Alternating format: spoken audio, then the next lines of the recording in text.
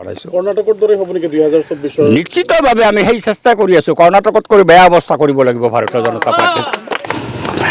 এনেকুৱা নাক্কাৰজনক কথা বতৰাটো বিজেপিয়ে কয়। এই ধৰণৰ ৰাজনীতি কৰিতে তেওঁলোকে কৰ্ণাটকত শিক্ষাটো পাইছে। 84-85% হিন্দু মানুহ এতিয়া কৰ্ণাটকত হাৰিলে কেলে? খালিতো সদায় হিন্দুত্বৰ কথা কয়। কৰ্ণাটকত সেইকাৰণে হাৰিছে। এই বিজেপিৰ সমৰ্থকবিলাকক মই জনাই দিব খুজিছোঁ, তেওঁলোকে এনেকুৱা জঘন্য সাম্প্ৰদায়িক কথা বতৰা ক'লে নিশ্চিতভাৱে তেওঁলোকৰে বিপৰ্যয় হ'ব। কিন্তু মই ওলটাই ক'ব পাৰোঁ, যোৱা 10টা বছৰত এই সংখ্যালঘু অধ্যুষিত অঞ্চলত বিটিআৰ অঞ্চলত তেওঁলোকে কোনো কাম কিয় নকৰিলে? তেওঁলোকৰ নিৰ্বাচিত প্ৰতিনিধি আছিল সেই সৰভোগ সমষ্টিত, তেওঁলোকেতো নকৰিলে। আৰু তেওঁলোকে যদি নকৰি এটা অংশৰ মানুহক বঞ্চনা কৰে, তেতিয়াহ'লে নিশ্চিতভাৱে তাত মই ভাৰতৰ কমিউনিষ্ট পাৰ্টি মাৰ্ক্সবাদীৰ সদস্যৰূপে, ইয়াৰ জনসাধাৰণৰ বিধায়ক ৰূপে সেই অঞ্চলতে মই কামত বিশেষ গুৰুত্ব দিব লাগিব। সেইটো অৱধাৰিত, মই সেই গুৰুত্ব প্ৰদান কৰিম। তাতে বিজেপিৰ গা জ্বলিলে মোৰ একো আহে নাযায়।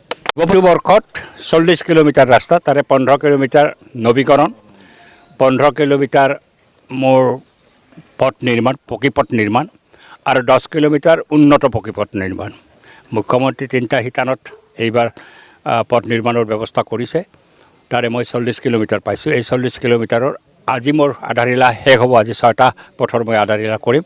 প্ৰথম আধাৰশিলা ইয়াতে কৰিলোঁ মিলন বজাৰ তিনিআলিৰ পৰা ওদালগুৰি নিচুকা মূল পথলৈকে 2 কিলোমিটাৰ 200 মিটাৰ 2200 মিটাৰ ৰাস্তা ইয়াতে নিৰ্মাণ হ'ব।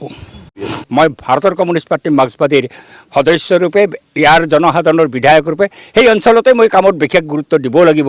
সেইটো অৱধাৰিত, মই সেই গুৰুত্ব প্ৰদান কৰিম। তাতে বিজেপিৰ গা জ্বলিলে মোৰ একো আহে নাযায়। দিব পাৰিলে ভাল, কিন্তু ৰাজভঁৰালটো লাহে লাহে উদং হৈ আহিছে। যদি কৰ্মচাৰীক 1 তাৰিখে দৰমহা দিয়ে বেয়া পাব লগাটো কথা নাই, দিয়ক। অংগনবাড়ীৰ আশাকৰ্মীৰ তোমাৰ দৰমহা লৈ ইতিমধ্যে আন্দোলন আৰম্ভ হৈছে। এই সম্পৰ্কে এইটো মইতো বিধানসভাত স্পষ্টভাৱে কৈছোঁ। তেওঁলোকে মানে মজুৰি দাবী কৰিছে, মাননি নহয়। তেওঁলোকক এটা মাননি দিয়ে স্বেচ্ছাসেৱক হিচাপে গণ্য কৰি। আমি কৈছোঁ মজুৰি দিব লাগে। যদি মজুৰি দিবও নোৱাৰা, মাননিটো অন্ততঃ বৃদ্ধি কৰি দিয়া। তেলেংগানাই যদি 22,000 টকা দিব পাৰে অংগনবাদী কৰ্মীক, তেতিয়াহ'লে অসমে কেলেই নোৱাৰে? অসমেতো পাৰিব লাগিছিল। তে অংগনবাদী কৰ্মী সহায়িকাসকলক 22,000 20,000 টকা মাননিয়ে দিয়ক। যদি মজুৰি দিবই নোৱাৰে আইনগতভাৱে, তেতিয়াহ'লে মাননি দিয়ক। তেলেংগানাই পাৰে, তামিলনাডুই পাৰে, হাৰিয়ানাই পাৰে, কিন্তু অসমে কেলৈ দিব নোৱাৰে? ইমান যে হিন্দুত্বৰ দৰত দেখুৱায়, তাৰেতো বেছিভাগ আশা কৰ্মী বা আজি অংগনবাদী কৰ্মী সহায়িকা বেছিভাগতো হিন্দুৱেই। তেওঁলোকক কেলৈ এই অন্ধকাৰত, মইতো কৈছোঁ অন্ধকাৰত ডুবাই ৰাখিছা। তেওঁলোকক অন্ততঃ সন্মান যাচি পেলাই এই নিশ্চ অংশৰ মানুহক পোহৰৰ বাট দেখুওৱা, এই আবেদন মই বিধানসভাত ৰাখিছোঁ। আজিও সেই একে আবেদন চলাইছোঁ। কৰ্ণাটকৰ দৰে হ'ব নেকি 2024 নিশ্চিতভাৱে আমি সেই চেষ্টা কৰি আছোঁ। কৰ্ণাটকতকৈ বেয়া অৱস্থা কৰিব লাগিব ভাৰতীয় জনতা পাৰ্টি।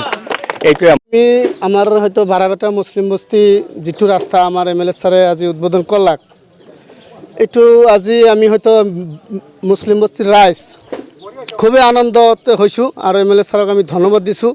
মানে ৰাস্তাটো বিৰাট বেয়া আছিল আৰু এইটো বিৰাট ছাৰক আমি বহুত অনুৰোধ কৰিছোঁ। ছাৰে কথা দিছিল, কথা মতে আজি কাম কৰিছে।